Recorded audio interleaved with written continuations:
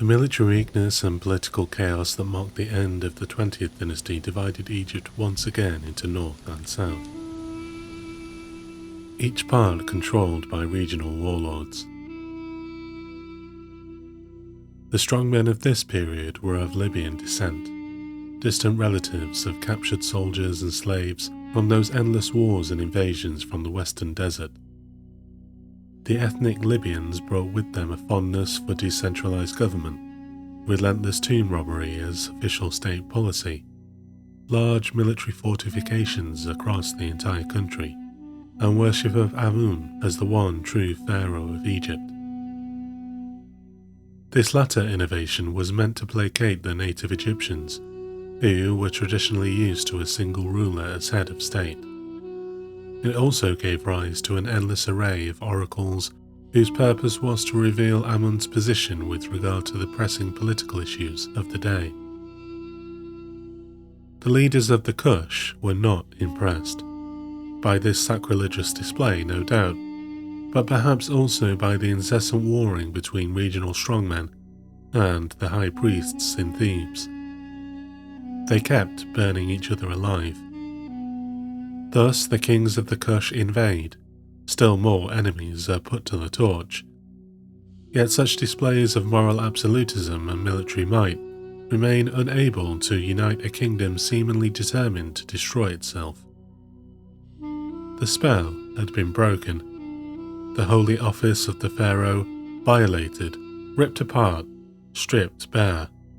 Bureaucrats, priests, the people, all weighed down by over 2,000 years of religious and cultural tradition, expectations, ritual and law, all remained unable to reverse this juggernaut, this orgy of violence and bloodshed that gradually picked apart the carcass of a once great civilization.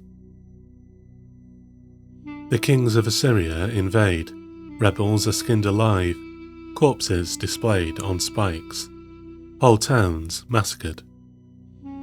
Warriors of this region, their armies bolstered by mercenaries from Ionia and Judea, rise up and proclaim themselves overlords of Egypt. Attacks from Nubia are crushed. Attacks from Babylon, by now the dominant force in Mesopotamia, are repulsed. Yet there is little respite. Within a decade, the great empire of Persia falls like a tsunami across the kingdoms of the Near East and devours Egypt. Yet here Egypt experiences something of a renaissance. Under the great king Darius, Egyptian law is codified, the ancient Suez Canal is built, tribute is not excessive, trade flourishes. There is an interval within Persian control of Egypt during which time concerns elsewhere within the vast empire allow an opportunity for yet more warlords from the Delta to march against the empire's forces and reclaim independence. A defining aspect of this period was the popular worship of animal cults. Vast animal cemeteries have been discovered in places like Saqqara. Bulls, crocodiles, baboons and falcons were worshipped as manifestations of the gods.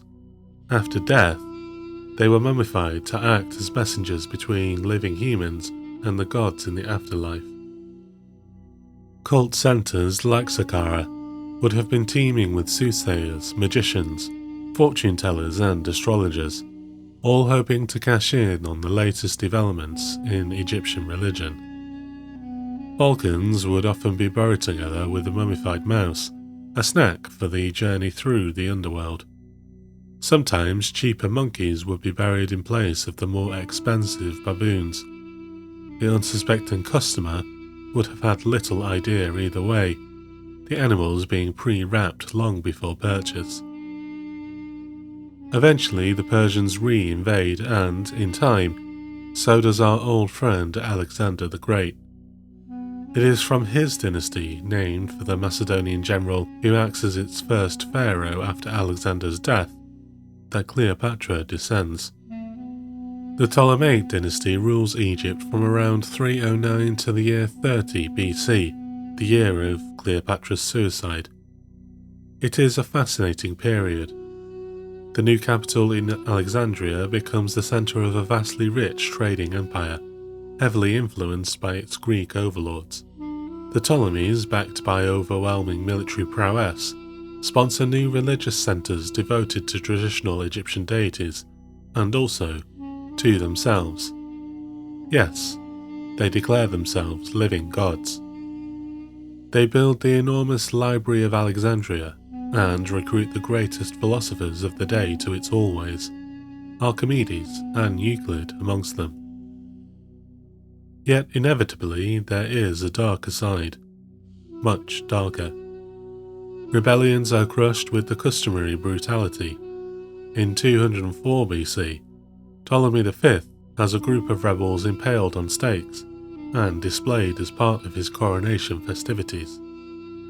Ptolemy VIII effectively creates a civil war by pitting his two wives against one another.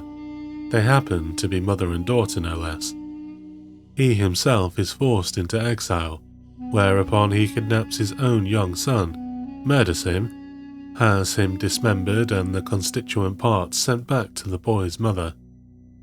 He manages to regain the throne, has his enemies surrounded in the local gymnasium, and burns them alive. No surprise, but all this hullabaloo ain't too good for the stability and prosperity of Egypt itself. Indeed, much of later Ptolemaic rule is characterized by court intrigue, sibling rivalry, rebellion, and murder. As the halls of power strain beneath the weight of endless corruption, decadence, and bloodshed, Egypt's rulers are increasingly forced to look elsewhere to ensure political and military stability. This, in time, meant looking to Rome. By the reign of Ptolemy XII and his daughter Cleopatra, protection money was flowing by the wagon load into the Senate's coffers. A familiar story ensues. Increased taxes to pay Rome, Alexandria rises in revolt. Ptolemy is forced into exile. He convinces Rome to reinstate him. Rome's price? Effective control of the entire Egyptian economy. It is inconceivable to imagine a more thorough debasement of this once great kingdom. Although, whilst in Rhodes, Ptolemy was made to greet the Roman senator Cato whilst the latter was taking a shit on the toilet. So there is that. And so the die is cast. Cleopatra's story is much the same as her father's. With little effective power and attempting to manage the threats posed by a collapsing economy, court and family rivalry, a rebellious populace and a voracious Roman Senate, she aligns herself first with Caesar and then Caesar's general Antony, producing 4 children along the way. Yet outside events overwhelm both her and her country. In September 31 BC, Antony loses the civil war against Octavian at the Battle of Actium, forcing both he and Cleopatra to commit suicide a few months later. It is the final act of Ptolemaic rule in Egypt, the final act of a history and culture that had lasted almost 3,000 years. Thanks for listening. If you like this, subscribe and hit the notification bell.